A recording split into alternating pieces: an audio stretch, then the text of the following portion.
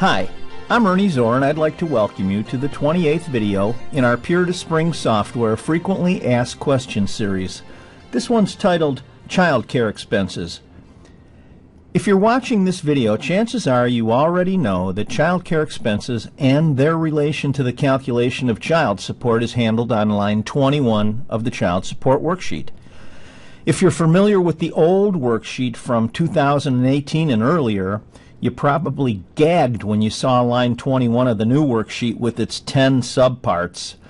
At the outset, I should mention that I'm not going to go into the 10 subparts and explain each one. For the most part, they're self-explanatory, and if I was going to discuss each one, it would violate our 10-minute rule. That means we try to keep these videos to about 10 minutes in length or less. We don't always succeed, but we try. Instead, I'm going to discuss a rather interesting question that I get, maybe not every day, but for sure once or twice a month. In some ways, this question is a tech support nightmare because instead of saying, hey, line 21 isn't calculating correctly because line 21H says take line 21F and subtract line 21G, and it's not doing that correctly. Instead, the user calls and says, the answer doesn't look right. Of course, doesn't look right is a bit vague, and it takes some extra work to track down the answer to the question due to the lack of specificity. I'll show you what I mean in the context of this question about line 21. Here's the question.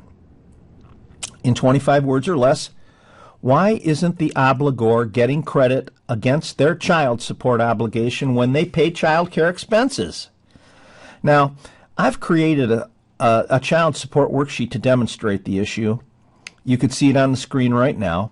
I've kept the facts very simple because you don't need to see much of what's happening to see what the problem is going to be. At the top of the worksheet, you see just about everything that you need to know. 2 children. It's a shared parenting order, although sole or shared really doesn't matter. Parent A is the obligor. Parent A has $200,000 worth of income, and Parent B has $60,000 worth of income. Although in my experiments, the income doesn't matter either. The principle I'm about to show happens at all income levels. I'm just using these amounts because that's what the user asked me to use. Now, before I scroll down to line 21, take a look at the monthly support amount at the top of the screen there in red. It's $1,914. Now remember that amount, because now I'm going to scroll down. Whoa. Okay. I'm going to scroll down to line 21, which seems to have already been on the screen. Maybe I wasn't paying attention. And anyway, the facts are, you take a look at that 1914, and let's just say, I've already got the child sketched out already here. It's one child. Well, I know I said there were 2 children, but only one of them had child care expenses. And the amount of the expenses, the child, before I get to that, let me just say that the child was between the ages of 6 and 12.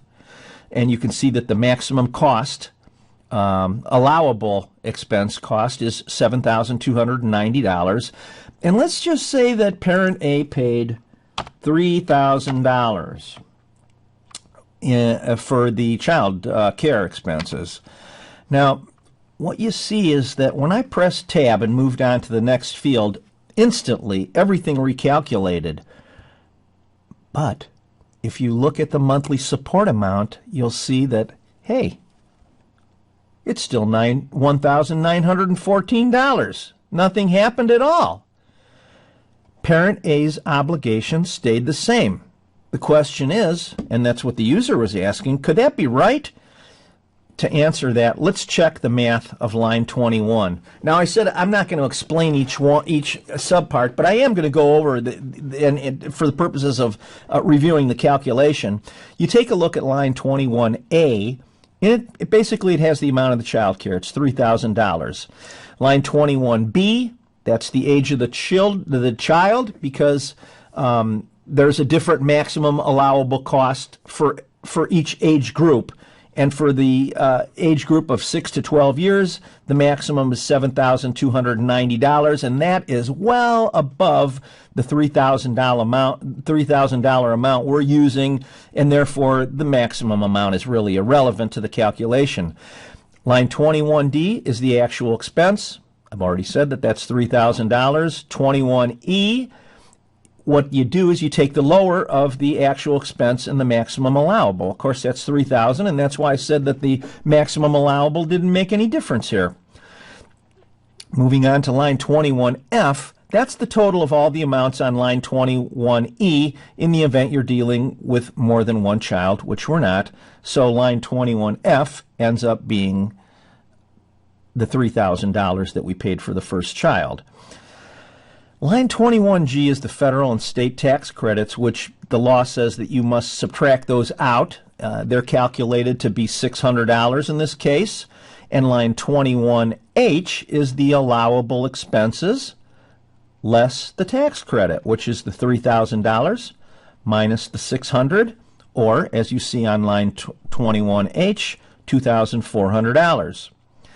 Line 21I calculates each parent's share of that amount based on their line 17 percentage of income. And in this case, that we won't even go up to line 17 to check. We'll just assume that it's right.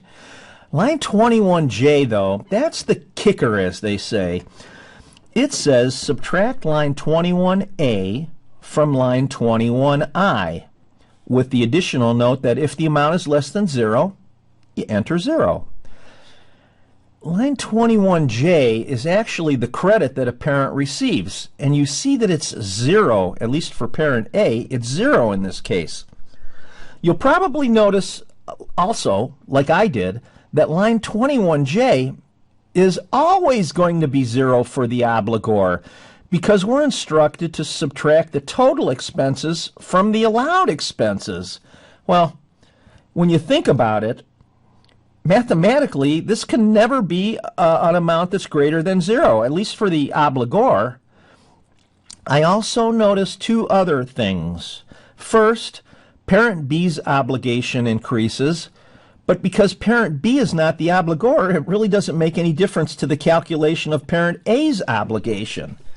Second, if you're familiar with typical typical form-related math like tax forms, it's pretty rare, or at least counterintuitive, to be subtracting the first line from the second. Usually it's the other way around. I won't go any farther about that, but it was just something that I thought raised an eyebrow with me. So, even though the calculation doesn't look right and doesn't appear to make sense, what we can see here is it is right.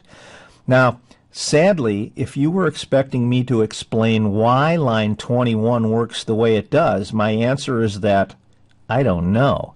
In fact, I placed a call to one of my contacts at the Ohio Department of Job and Family Services, and they didn't know either.